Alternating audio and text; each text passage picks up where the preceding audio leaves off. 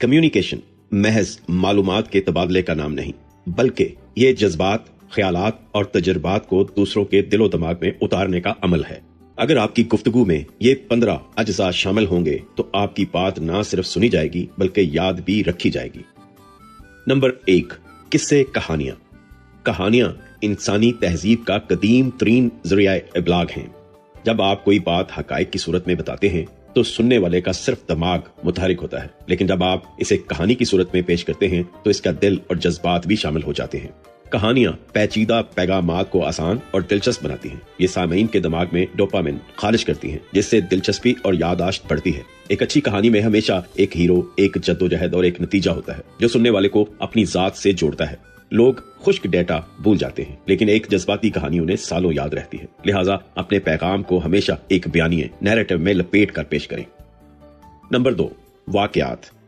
واقعات سے مراد تاریخی یا حقیقی دنیا کے وہ لمحات ہیں جو ہو چکے ہیں۔ جب آپ اپنی گفتگو میں کسی تاریخی واقعے کا حوالہ دیتے ہیں تو آپ اپنی بات کو سند فراہم کرتے ہیں۔ یہ خیالی نہیں ہوتے بلکہ ٹھوس ثبوت ہوتے ہیں۔ مثلا اگر آپ ٹیم ورک پر بات کر رہے ہیں تو چاند پر جانے والے مشن اپولو 11 کا واقعہ سنانا بہت مؤثر ہوگا۔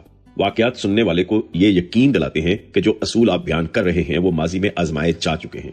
یہ سیاق کو سباق فراہم کرتے ہیں اور حال کے مسائل کو ماضی کے آئینے میں سمجھنے میں مدد دیتے ہیں۔ یہ آپ کی گفتگو کو وزنی اور باخبر بناتے ہیں۔ نمبر 3، اپنی کہانیاں یعنی ہڈ بیتیاں۔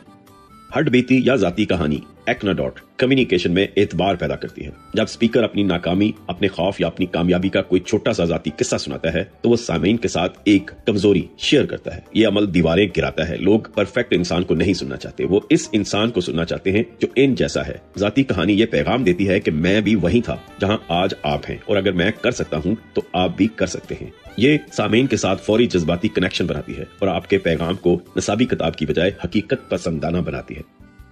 نمبر 4، جگ بیتی۔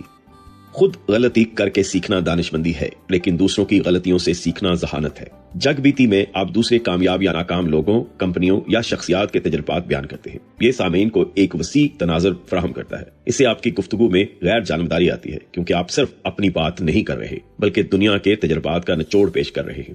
یہ طریقہ سامعین کو مختلف حالات میں فیصلے کرنے کی تربیت دیتا ہے اور انہیں بتاتا ہے کہ دنیا میں کیا کام کرتا ہے اور کیا نہیں کرتا۔ یہ سامعین کو ان کی اپنی محدود دنیا سے نکال کر دوسروں کے تجربات کی روشنی دکھاتا ہے۔ نمبر 5، لطیفے۔ مزاح کمیونیکیشن کا آئس بریکر ہے۔ ایک سنجیدہ گفتگو میں جہاں ماحول بوجھل ہو رہا ہو، ایک مناسب اور شائستہ لطیفہ تناؤ کو ختم کر دیتا ہے۔ جب لوگ ہنستے ہیں تو وہ ریلیکس محسوس کرتے ہیں اور ان کا دماغ نئے خیالات قبول کرنے کے لیے کھل جاتا ہے۔ مزاح اسپیکر کو لائکیبل بناتا ہے، تاہم لطیفہ ہمیشہ موضوع سے متعلق اور شائستہ ہونا چاہیے، ورنہ یہ گفتگو کا وقار مجروح کر سکتا ہے۔ ہنسی لوگوں کو جوڑتی ہے اور دفاعی حصار کو توڑتی ہے۔ یہ بوریت کا بہترین علاج ہے اور سامعین کو جگائے رکھتا ہے۔ نمبر 6، اقوال۔ اقوال یا کوٹس دانشوروں، فلسفیوں اور کامیاب لوگوں کی زندگی کا نچوڑ ہوتے ہیں جو چند الفاظ میں سمو دیے گئے ہوتے ہیں۔ جب آپ اپنی تقریر میں یا بات میں کسی مشہور شخصیت کا قول استعمال کرتے ہیں تو آپ اپنی بات کو اتھارٹی دیتے ہیں۔ یہ ایسا ہے جیسے آپ اس عظیم شخص کو اپنی بات کی گواہی کے لیے بلا رہے ہیں۔ اقوال گفتگو میں وزن پیدا کرتے ہیں اور سامعین کو ایک ایسا جملہ دیتے ہیں جو وہ گھر لے جا سکے اور یاد رکھ سکے۔ یہ دلائل کو اینکر کرنے کا کام کرتے ہیں۔ ایک چھوٹا سا کال لمبی بحث کا نچوڑ بن سکتا ہے اور بات کو اثر انگیز طریقے سے ختم کر سکتا ہے۔ نمبر 7، اشعار۔ خاص طور پر مشرقی ثقافت اردو فارسی میں اشعار کمیونیکیشن کا روح رواں ہے۔ شعر وہ بات کہہ دیتا ہے جو نثر کے کئی صفحات نہیں کہہ پاتے۔ شاعری جذبات کی زبان ہے۔ یہ گفتگو میں خوبصورتی، ردم اور گہرائی لاتی ہے۔ ایک بر وقت شعر سامعین کے دلوں کو گرماتا ہے اور انہیں جذباتی سطح پر سپیکر کے ساتھ ہم آہنگ کرتا ہے۔ اشعار کا استعمال خشک موضوعات جیسے سیاست یا معیشت کو بھی ادبی اور دلکش بنا دیتا ہے۔ یہ سامعین کے تخیل کو پرواز دیتا ہے اور پیغام کو جمالیاتی حسن کے ساتھ پیش کرتا ہے جس سے وہ روح میں اتر جاتا ہے۔ نمبر 8، تجربے۔ سائنسی یا نفسیاتی تجربات کا حوالہ دینا آپ کی گفتگو کو منطقی اور دلیل پر مبنی بناتا ہے۔ یہ ثبوت فراہم کرتے ہیں۔ مثلا اگر آپ انسانی رویوں پر بات کر رہے ہیں تو سٹینفورڈ مارش میلو ایکسپیریمنٹ صبر کے امتحان کا ذکر کرنا بات کو دلچسپ اور قابل یقین بناتا ہے۔ تجربات بتاتے ہیں کہ کیوں انسان ایسا برتاؤ کرتے ہیں۔ یہ تجسس، کیوریاسٹی ابھارتے ہیں اور سامعین کو حیران کرتے ہیں۔ یہ محض رائے نہیں ہوتی بلکہ لیبارٹری سے ثابت شدہ حقیقت ہوتی ہے۔ تجربات کا ذکر سامعین کو یہ یقین دلاتا ہے کہ آپ کی بات ہوا میں نہیں بلکہ ٹھوس مشاہدات پر مبنی ہے۔ نمبر 9، تحقیق۔ तहकीक, रिसर्च और तजर्बात में फर्क यह है कि तहकीक अक्सर डाटा और तवील मुद्दती मताले पर मबनी होती है। जब आप कहते हैं कि हार्वर्ड यूनिवर्सिटी की 20 साल तहकीक के मुताबिक, तो सामीन फौरन मुतवज्जो हो जाते हैं। तहकीकी हवालाजात आपकी बात से शक और शुबा को खत्म करते हैं। ये आपको एक बाखबर और पढ़े लिखे स्पीकर के तौर पर पेश करते हैं। ये पेचीदा मौज़ूआत को मस्तनद बनाते हैं और दावों को मजबूत बुनियाद फराहम करते हैं। तहकीक का इस्तेमाल सामीन की सोच को चैलेंज करने और पुराने मफरूजों को तोड़ने के लिए इंतहाई मौसर होता है। नंबर 10, अदादोशुमार।